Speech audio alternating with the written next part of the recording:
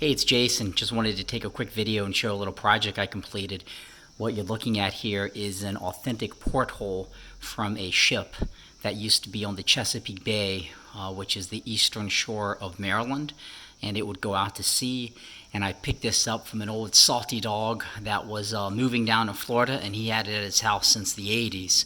And it is a solid brass porthole. It has what's called the dog ears on it, and it weighs total about 30 pounds. So the trick to mounting this is you can't just hang this thing on drywall. You gotta really mount it good. And I think this is just an amazing piece to have in the house, but I wanted to achieve a few things of how I mounted it, and I want this video to show how I achieved that. First, you're gonna notice this wood on the back. This kind of goes with the theme. This is a Brazilian IPE hardwood. It is probably the hardest wood I've ever experienced in my life. It is so hard when you're drilling a hole, a guide hole for the screw, you could literally get the screw bit stuck. So you got to go really slow. If you go out once, the bit will get stuck.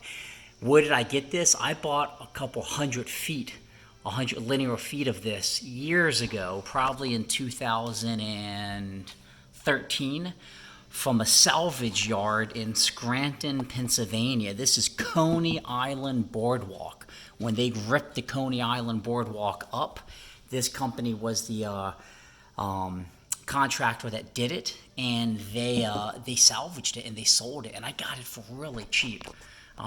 It's crazy to think what it should be sold for now. And I stored it. I moved it from our house in Pennsylvania down to Maryland, and every now and again I use bits and pieces, and I said, man, this would be perfect. So it has the original holes from where it was secured.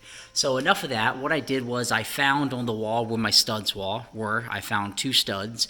I cut this. This is 32 inches long, so it spans two of the studs, and I centered it really nicely on the wall. And then I drilled some holes, and then I used these 4-inch long, really heavy-duty screws. These are about $1.48, and they are for mounting structures and fasteners, really heavy-duty with the Torx. I think it's a Torx size 30 head. So then I put the wood up, cut it to the length I wanted. This was already cut at that angle, so I cut that one at an angle as well, just to try to mimic how they were, because these were originally 8 to 12 foot boards. Then I used my screws. I drilled guide holes, and then I drilled through. The guide hole was a little bit smaller, and then I used the 30 torque bit to actually drill that 4-inch screw through. So 2 inches of the wood, and then 2 inches into the wall, into the actual stud. And I could hang off this bad boy. But I wanted to make sure when I mount the porthole, I had minimal mounting hardware. So what I elected to do was use these eyelets. These have a 100-pound capacity.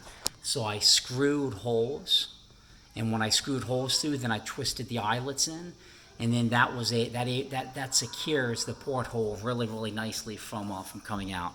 So that is the quick project I wanted to show. If you're looking at mounting a porthole and you don't want to mess it up aesthetically, this is a good thing to consider. Be sure to check out my blog, www.jams.net.